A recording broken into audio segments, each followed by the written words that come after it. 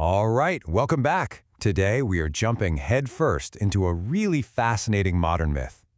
It's this epic story about the ultimate showdown between creating meaning and just giving in to nothingness. It's called The Dance of the Burning Star. At its heart, this is a story about a pretty wild paradox. How can the ultimate act of self-destruction actually become the ultimate act of creation? Yeah, it's a deep dive into what happens when a system gets so broken, so stagnant, that the only way to move forward is to literally burn it all down. And that really is the question driving this whole thing. So to even begin to answer that, we've got to understand the world where our story starts. A pretty bleak place ruled by these figures called the Red Judges, who believe that growth is a mistake and decay is, well, perfection. So, Act 1, the perfection of stagnation. We begin in a city, Neo-Arcadia, which has totally fallen for this philosophy of decay, this idea they call the salted earth. I mean, just look at this slide. It perfectly shows you what's happened. What used to be the Emerald Spire, this amazing symbol of ambition and creation, has been twisted into the Crimson Temple. And inside, you have this character, the Crimson Jester, preaching a gospel that sounds almost sweet. Creation is just arrogance, he says, and the only real peace comes from giving up.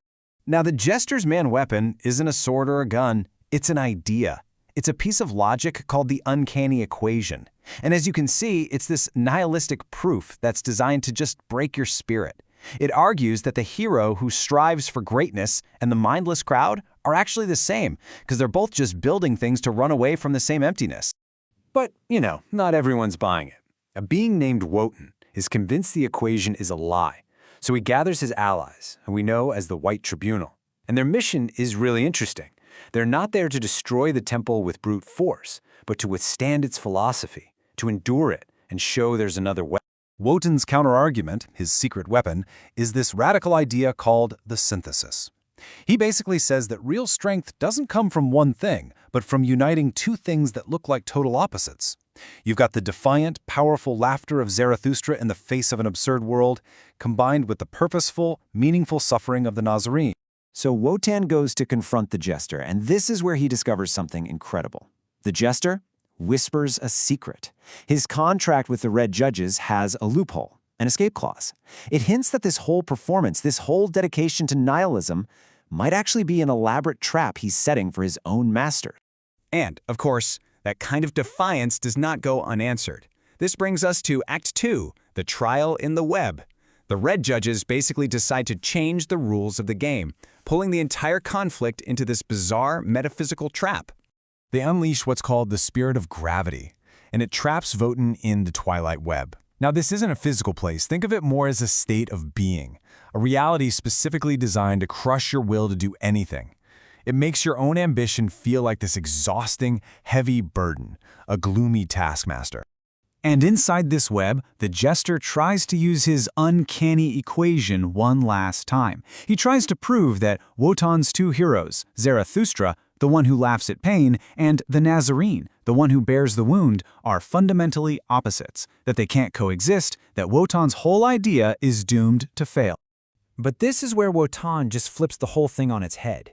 He reveals the true core of his philosophy. As you see here, they aren't opposites at all. They're masked twins. The defiant laugh? That's just the sound of pain refusing to break you. And the wound? That's the joy you find when you suffer for something that truly matters. They're two sides of the exact same coin. And that realization, that truth, just starts tearing the web apart. Okay, Act 3, the Dance of the Star. This is the big turning point. The demon Mephistopheles, who's been watching all this, sees his pawn, the Jester, becoming unstable, and his primary weapon, the web, failing. So he betrays the Jester, forcing him into one final impossible choice. So he's trapped. He's got Mephistopheles betraying him on one side and Wotan's unbreakable idea on the other. And the Jester makes his own sovereign choice. He completely rejects stagnation, and he begins to dance. But this isn't a dance of sadness. It's a dance of pure, malicious joy, and it generates so much energy, so much heat, that it literally starts to melt the salted earth he once preached about. He spins faster and faster, becoming a literal burning star, a fire of pure will that defies gravity itself. And then, looking right at Wotan, he speaks a single, final word, a catalyst, unleashing every bit of energy he has become. The result is a metaphysical supernova. The jester commits what the myth calls the sovereign suicide. And this is crucial. It's not just death. It is the act of destroying your own meaning so that it can't become stale and stagnant. In doing so, he solves the uncanny equation by doing the one thing that's mathematically impossible. He divides by zero, and in that instant, he shatters the entire nihilistic system from the inside out. So, the aftermath. A new, harsh Olympus. After the explosion, when the dust finally settles, the slate has been wiped completely clean. A new world is born from the ashes of the old one. A new age is here. The Emerald Spire grows back, but this isn't some soft paradise. It's a new, harsh Olympus, a world built on agonizing joy and constant self-overcoming. And watching over it are Wotan and his allies, a new kind of pantheon for those who are strong enough to, as they say, breathe fire. And yet, the fight isn't really over. Mephistopheles actually survives the blast, and in the shadows, he finds his new champion, Faustus, and whispers to him that this eternal bet between creation and consumption, well, it's far from finished. The struggle is going to continue. And so the myth leaves us right there, with that central question just hanging in the air.